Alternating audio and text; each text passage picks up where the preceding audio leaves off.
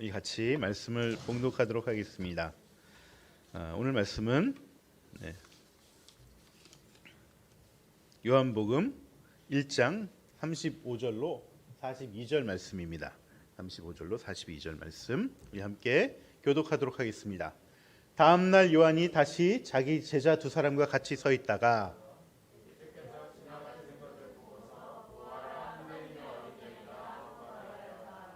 그 두 제자는 요한이 하는 말을 듣고 예수를 따라갔다.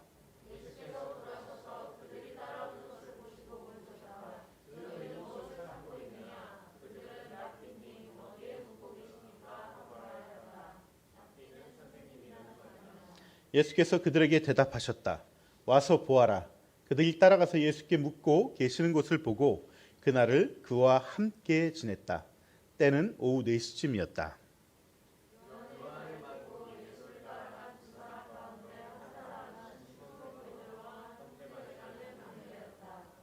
이 사람은 먼저 자기 형 시몬을 만나서 말하였다. 우리가 메시아를 만났소. 메시아는 그리스도라는 말이다. 데리고 왔다. 예수께서 그를 보시고 말씀하셨다. 너는 요한의 아들 시몬이로구나. 앞으로는 너를 게바라고 부르겠다. 게바는 베드로 곧 바위라는 말이다. 아멘. 네.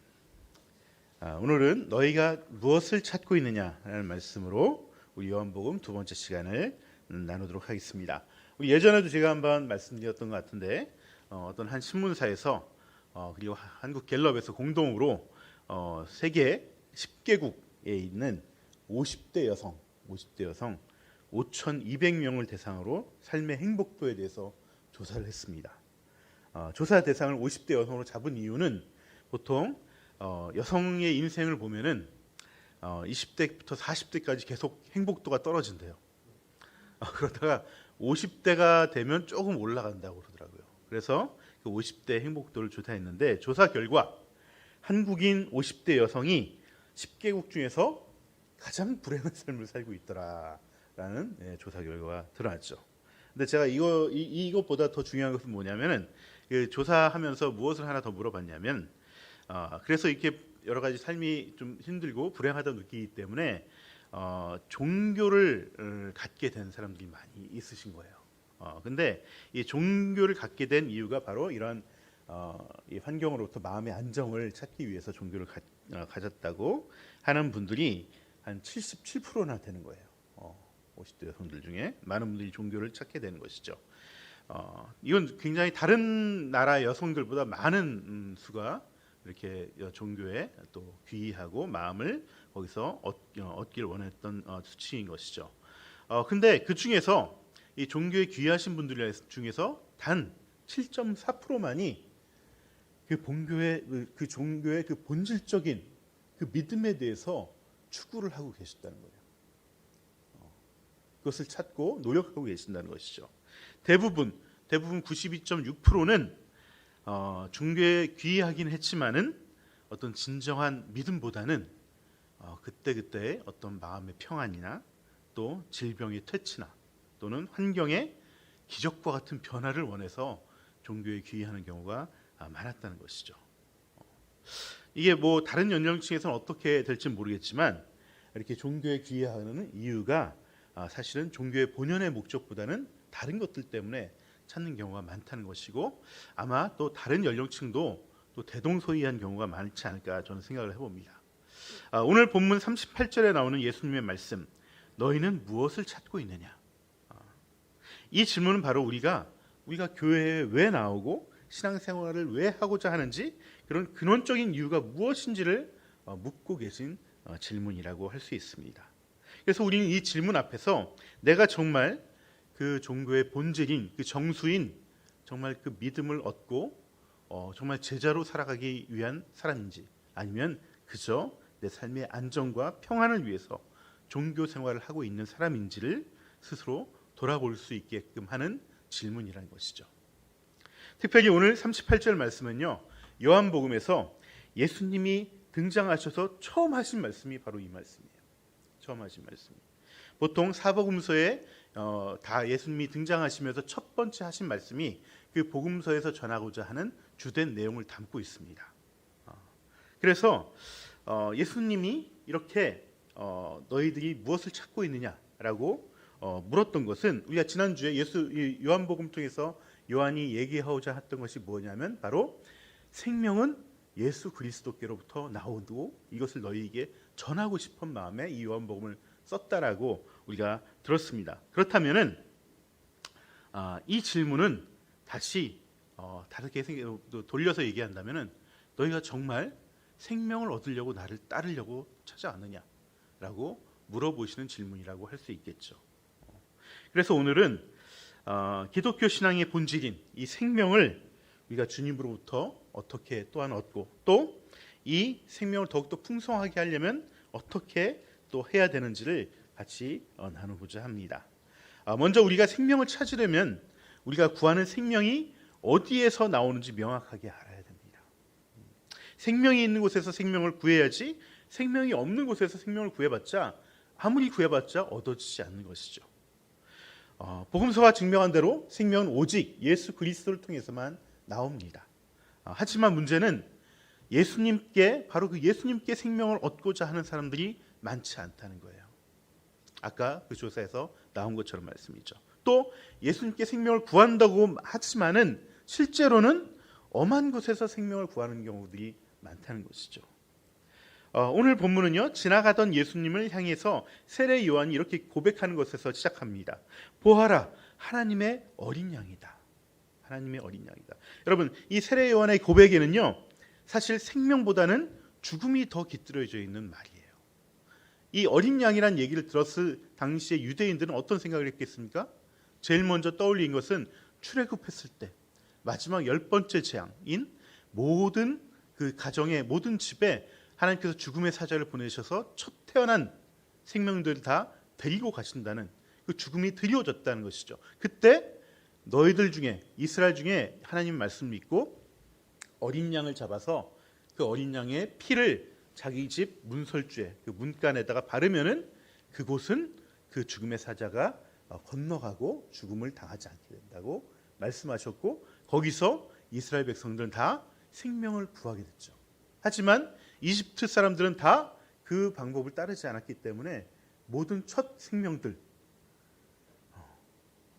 준혁이, 윤지, 혜림이, 윤서 여기 첫 생명들 너무나 많네.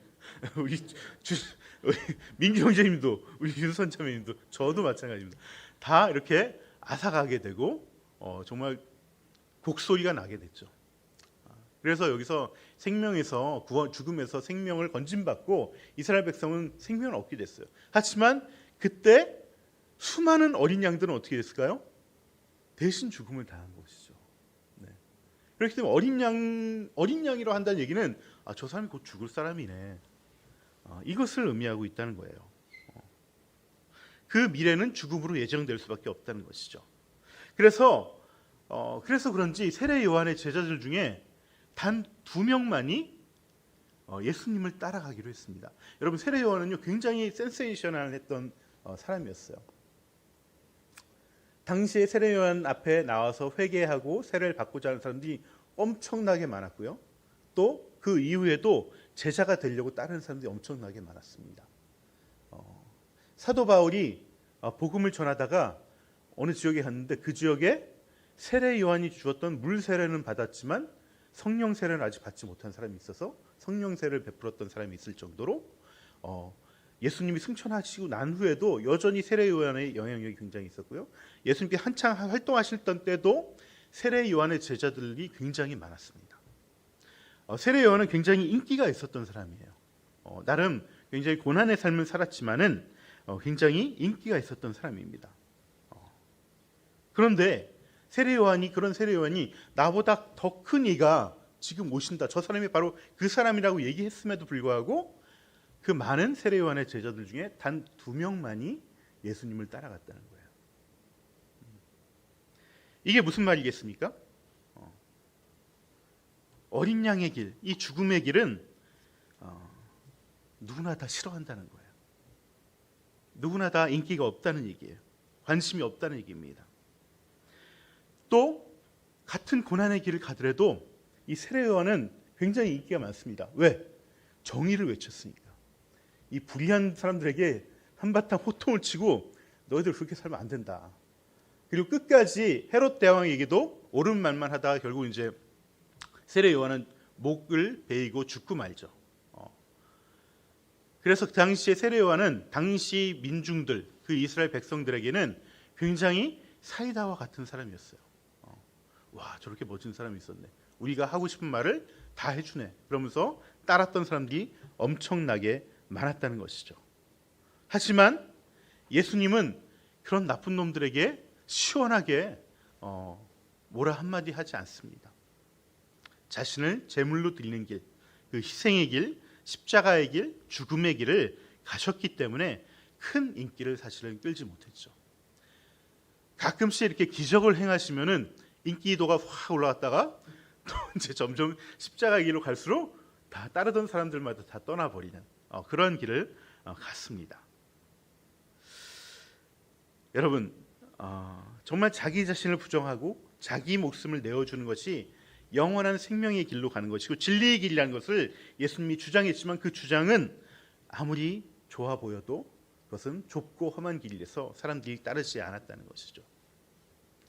여러분, 지금도 이러한 일들은 계속해서 일어나고 있습니다. 자기 부정을 통해서 나의 변화와 성장에 애쓰기보다는 어떻게 해서든지 내가 보기에 못마땅한 상대방이 변해야 된다고 생각하는 것, 이게 옳다라고 생각하는 사람들이 아직도 많이 있습니다. 미국의 한 출판사에서 책을 하나 출간하게 됐는데 이 책의 제목이 이렇습니다. 한 달 안에 내 와이프를 변화시키는 법. 네. 이 책이 출간되자마자 베스트셀러에 올랐습니다.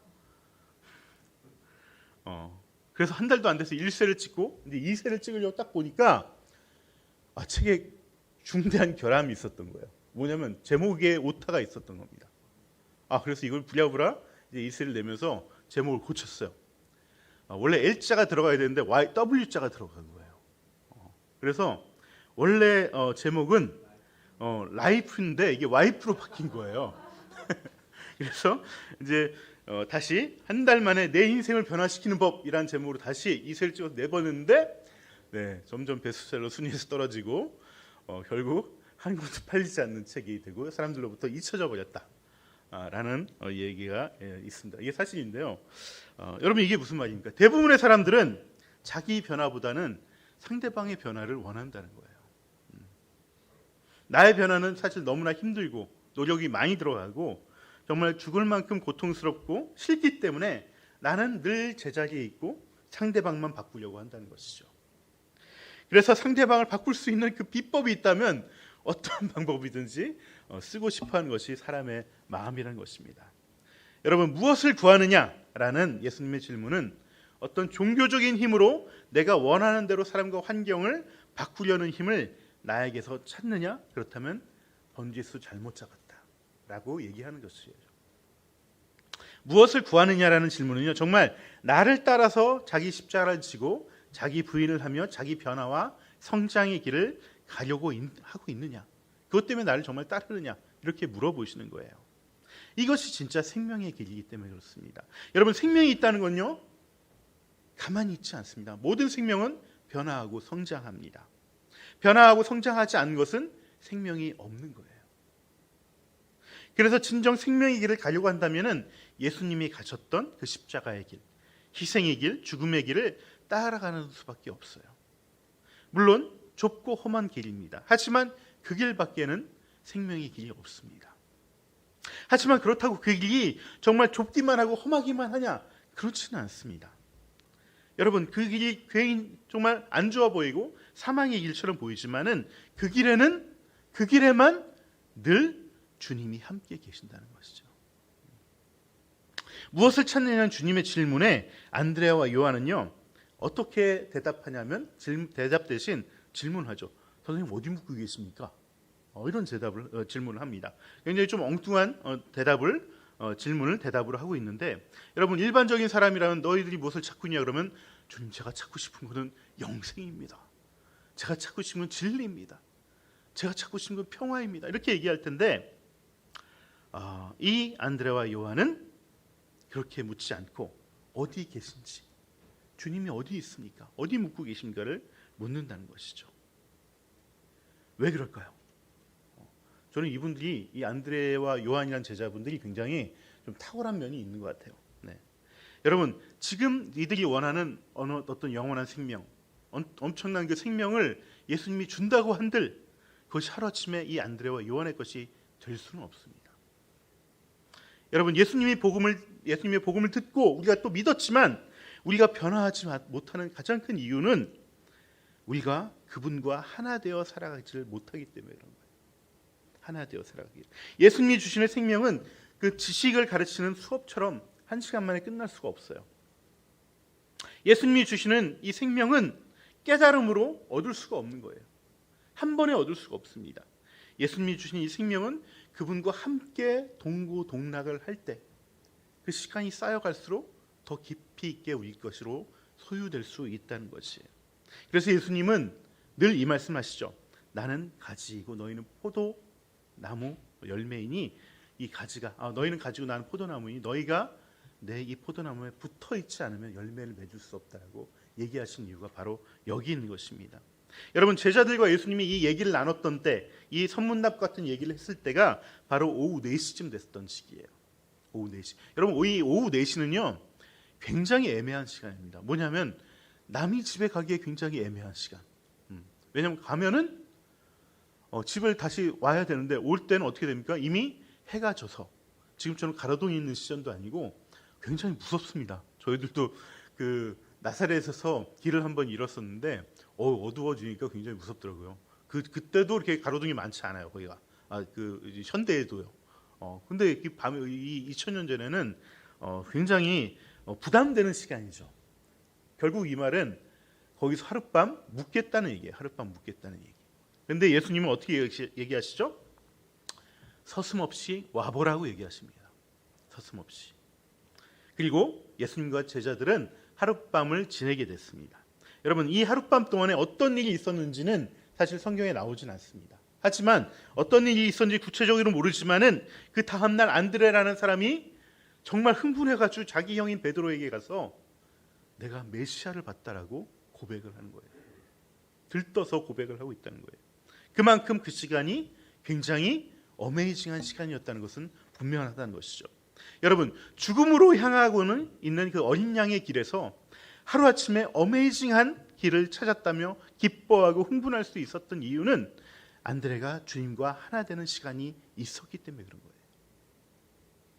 이날 이후로 안드레와 요한은 예수님과 동고동락하면서 한몸 공동체로 지냈습니다. 이것이 그들이 끝까지 예수님을 따르며 그 어린 양의 길, 죽음의 길, 그 사도의 그 십자가의 길을 끝까지 갈 수 있었던 비결인 것이죠. 여러분, 생명의 길은 오직 예수에게서밖에 구할 수 없습니다. 하지만 그 길은 좁고 험한 길이고 사망의 길처럼 피하고 싶은 길입니다. 하지만 또한 그 길은 기쁨의 길이고 어메이징한 길이기도 합니다. 왜냐하면 바로 그 길에서만 예수님과 동행할 수 있기 때문에 그렇습니다. 사람이 고생한다고 다 성장하지 않습니다. 지치고 다쳐서 자기 상처와 자기 방어로 체념하고 냉담해지며 그늘진 사람으로 될 경우가 더 많습니다. 오직 주님과 동행할 때만 그 험난한 길이 복된 길이 되는 것이고요. 그 고생과 연단이 자기 성장으로 이어진다는 것이에요. 그래서 생명의 길이 된다는 것입니다. 여러분, 부디 주님이 가셨던 그 십자가의 길에서 주님과 동행함으로 자기 변화와 성장의 길로 나아가는 저와 여러분이 되기를 주님의 이름으로 축원합니다. 그런가 하면은 오늘 본문 보시면은 안드레가 예수님 만나고 예수님과 함께한 이후로 메시아를 만났다는 이 확신 때문에 자기 형 시몬에게 복음을 전하는 모습이 나옵니다. 여러분, 복음 전도 언제 해보셨습니까? 대부분의 사람들이 아마 저를 포함해서 예수 믿은 지 한참이 돼서야 아마 복음 전도를 하셨을 거예요.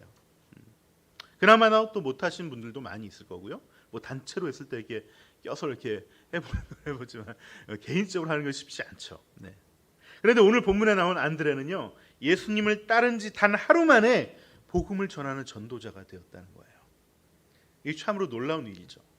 여러분, 바로 여기에 복음의 능력과 이 생명의 비결이 있는 겁니다. 모든 생명체는요, 그 생명체가 살아있는 한 자기 생명을 전하고자 하는 그 본능적인 욕구와 능력이 있습니다. 그리고 그 능력이 계속해서 진화해 가고 있습니다. 여러분, 자신의 정보를 담은 그 DNA를 전하고자 하는 욕구와 본능이 다 있다는 것이죠. 그래서 그 유전자를 다음 때에 전하지 않는 생명은 곧 사그라들고 멸종되고 맙니다. 그래서 모든 생명체는 자신의 DNA를 후대에 전하는 일을 자기 생명의 최고의 목표로 삼고 목적으로 삼고 살아가고 있어요. 자기의 목숨을 걸고서 그 DNA를 전하고자 최선을 다하고 있다는 것이죠. 이게 모든 자연 세계에서 일어나고 있는 지극히 자연스러운 현상입니다.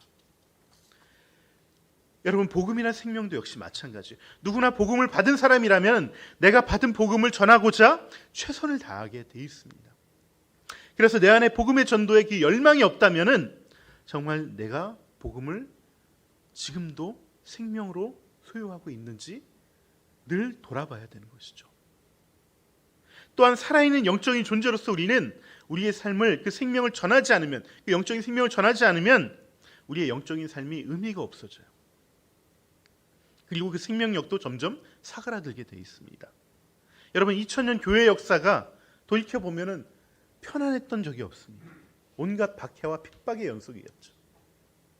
그럼에도 불구하고 이 복음 전도라는 생명의 이 전수로 인해서 지금까지 교회는 생명력을 이어했고 계속해서 부흥해 가고 있다는 것이에요. 여러분, 제가 이 말씀을 드린 것은 지금 당장 나가서 무슨 길거리에서 예수 천당 불신지옥을 외치라는 것이 아닙니다. 무엇을 가르치라는 것도 아닙니다. 먼저 내 주변에 이 복음이 주는 생명으로 인한 그 기쁨을 고백하라는 거예요. 오늘 본문에 안드레가 자기 형 베드로에게 가서 한 일이 무엇입니까?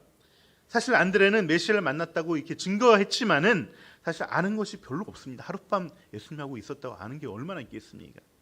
그저 자기가 아는 수준에서 자기가 경험한 것을 고백했을 뿐이에요.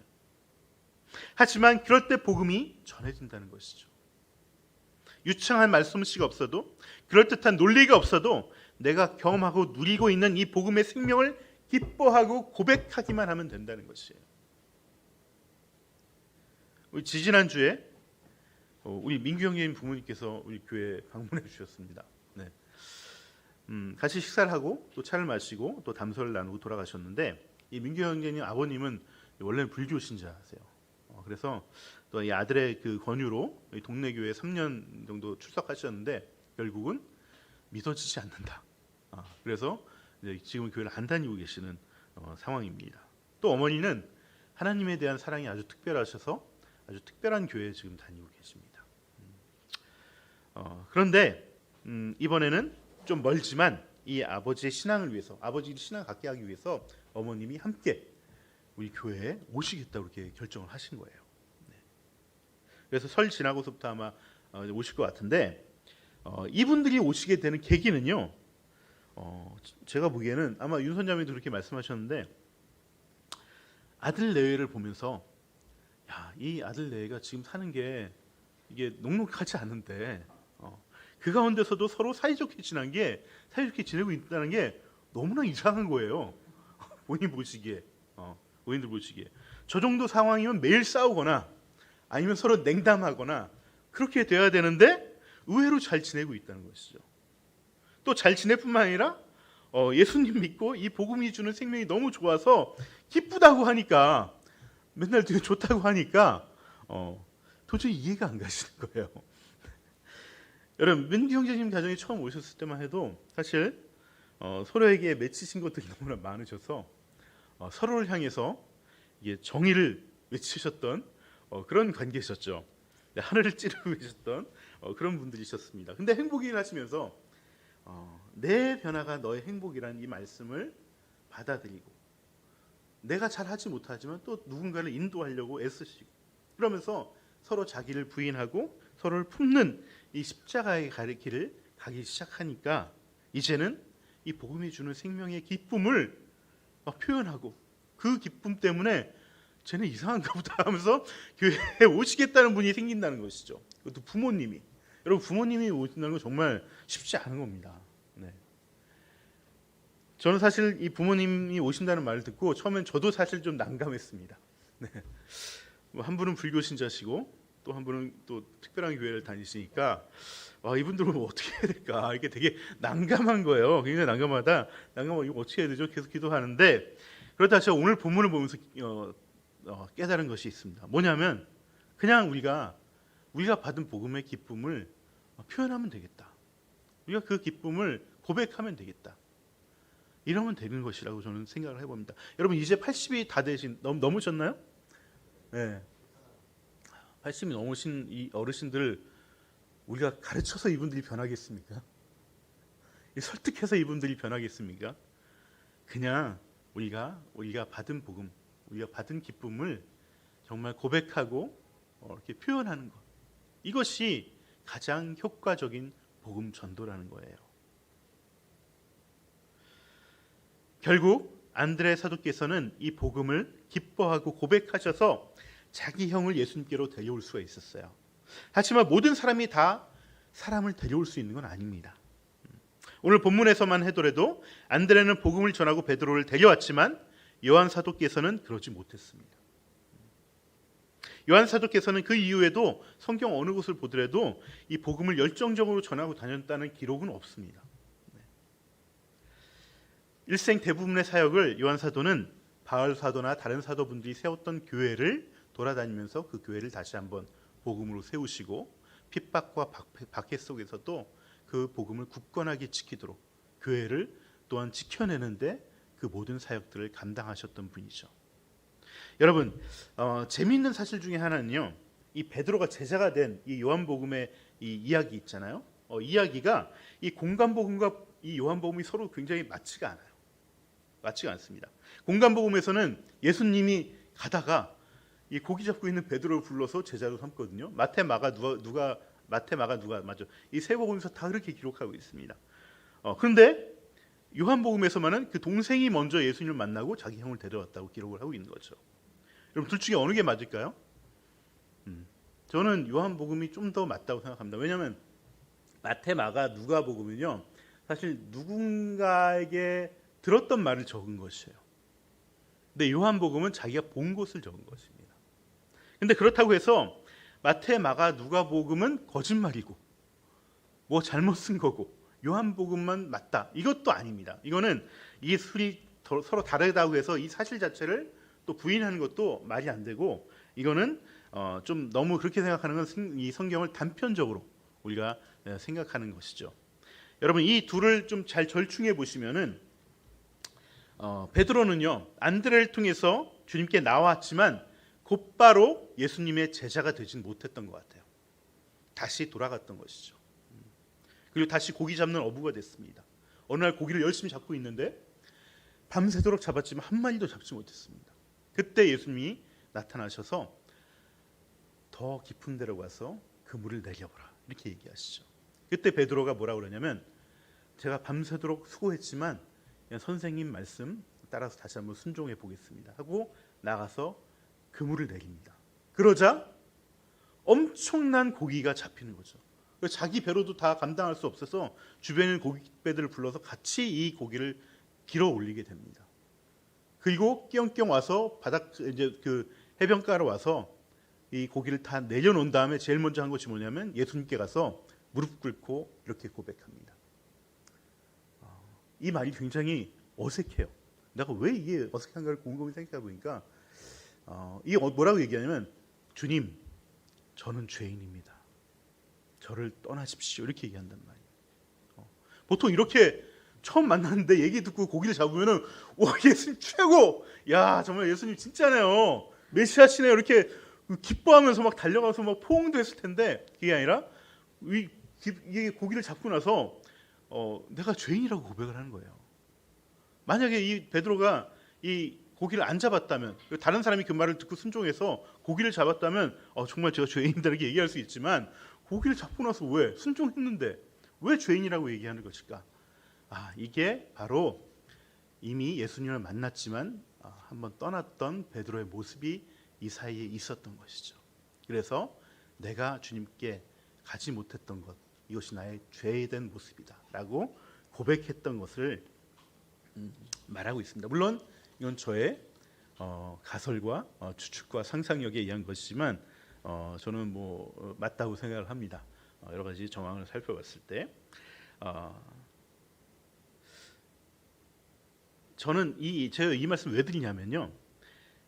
이걸 통해서 본다면은 여러분 우리의 전도는요 늘 성공할 수가 없습니다. 성공 못할 때가 더 많습니다. 우리가 데리고 와도 그 영혼이 복음을 받아들이는 것은 언제든지 실패할 수 있어요. 하지만 제가 말하고자 하는 것은 복음 전도에 실패하더라도 결과에 연연하지 말고 적어도 우리는 이 복음을 기뻐하고 자랑해야 된다는 것이죠. 또한 요한처럼 아예 복음을 전하지 못할 수도 있습니다. 하지만 요한은 안드레의 복음 전도에 함께했습니다. 그래서 함께했을 뿐만 아니라 그 상황을 너무나 기뻐했죠. 함께 옆에서 기뻐했던 거예요. 그래서 70년이 지난 이 노구의 몸으로 이 요한복음을 기록했을 때 70년 전의 일을 이렇게 정확하게 기록할 수 있을 정도로 그 일에 대해서 복음 전하는 일에 대해서 함께 기뻐했다는 것이에요. 복음이 주는 이 생명의 길은요 겉으로 보기에는 굉장히 좁고 험하고 사망의 길 같습니다. 하지만 그 길을 통과할 때 우리는 비로소 변화와 성장을 이룰 수가 있어요. 그래서 그 길은 생명의 길이고요.